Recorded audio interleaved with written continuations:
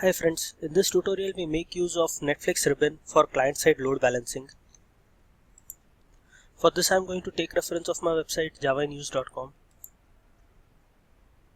So go to the Spring section here in the Spring Cloud. So previously we have implemented various tutorials where we have implemented registration and discovery with Spring Cloud using Netflix Eureka. So this is the tutorial that we are going to implement today. Spring Cloud Netflix Eureka plus ribbon simple example. This tutorial is a continuation of the previous post that we had implemented for Netflix component Eureka for service registry and discovery. So if we'll go here, these were the posts that we had implemented. This was the design that we had implemented. We have a Eureka service registry and we had registered both the employee producer and the employee consumer to the Eureka service registry. These were the three modules that we had. First one was the Eureka server. So let's start the server.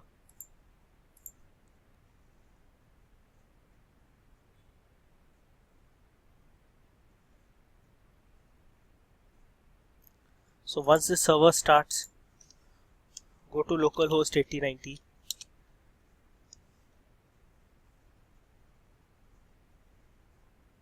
So here we can see that this is the Eureka registry. Currently we have not started the other module, so we cannot see any other instances registered here. Next we'll start the producer as well as the consumer module. So first start the producer module.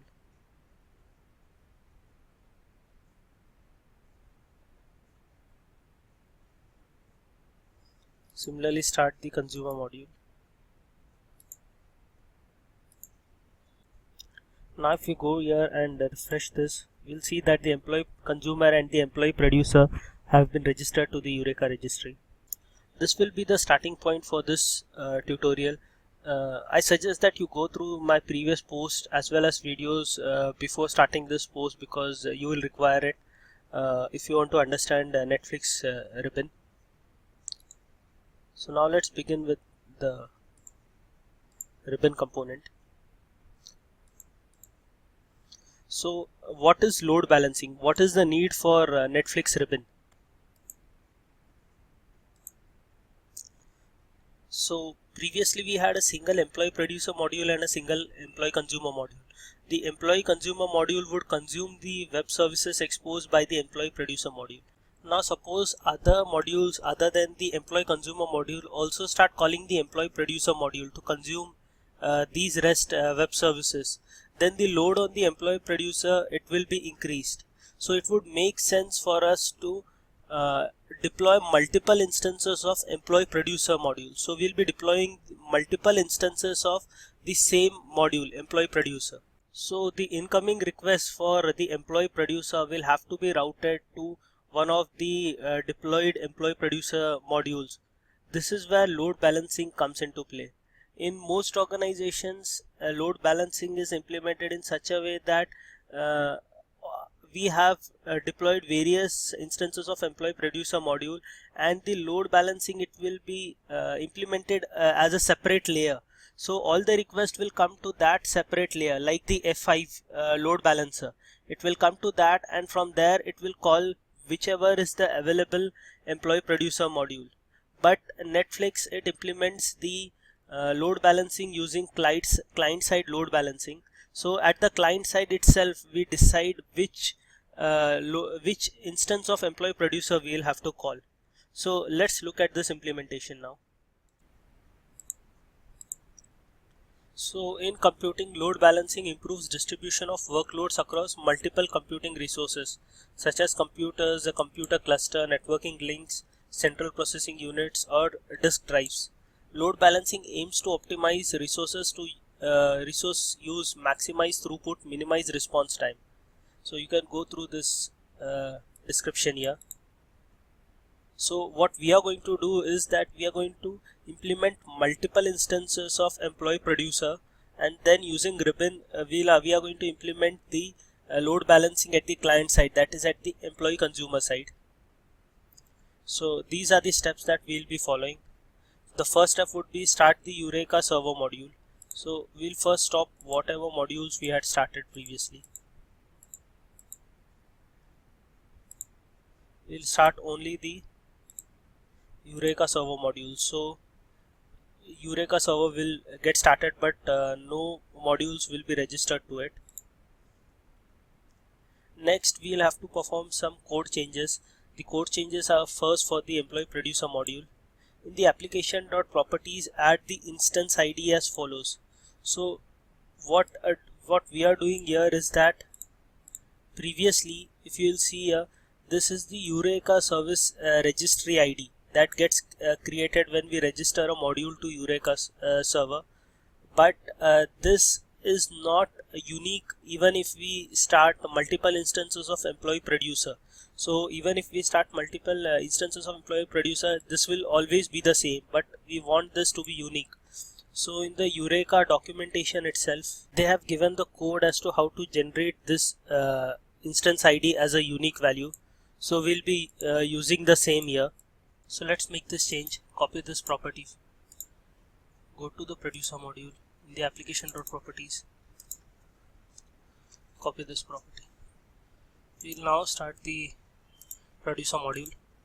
So by default, the producer module, it will start on port 8080. Now we'll need to start the employee producer instance twice. So the first time we started it on port 8080, now we'll start it on port 8081. So in the application.properties, also add the port as 8081. And now again start the module. So currently 2 instances of the employee producer will get started. So we'll go to localhost 8090. So here we can see that 2 instances of employee producer, they have got started, and also here we can see unique instance ID being generated for both the modules. Next we'll see what are the code changes for the employee consumer module before it gets registered to this Eureka registry.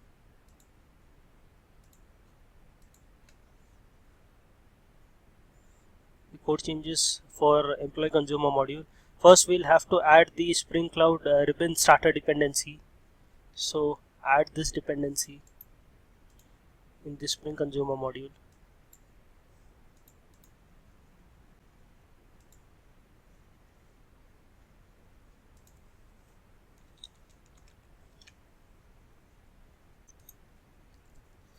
Next we'll be modifying the consumer controller client code. Previously we were auto wiring the discovery client bean. Now replace it with the load balancer client bean. So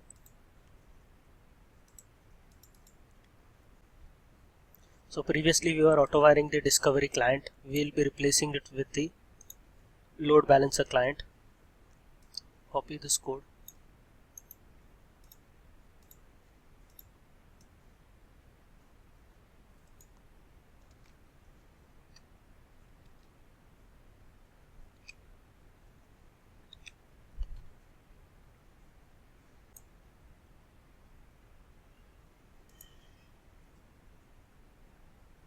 So these are the only changes required. So now we'll start the employee consumer module. With the use of the load balancer client, it will call either of the 2 instances of the employee producer module that we have started. So here we can see that the employee consumer module is calling the employee producer module at localhost :8081 and consuming the web service. Which employee producer module to call, either 8081 or the one at 8080, is decided by the load balancer client. So the load balancing, it is happening at the client side. It can randomly call either 8080 or 8081 depending on the algorithm that it is using internally. Hope you have understood this tutorial. The source code for this, it can be downloaded from here. Thank you.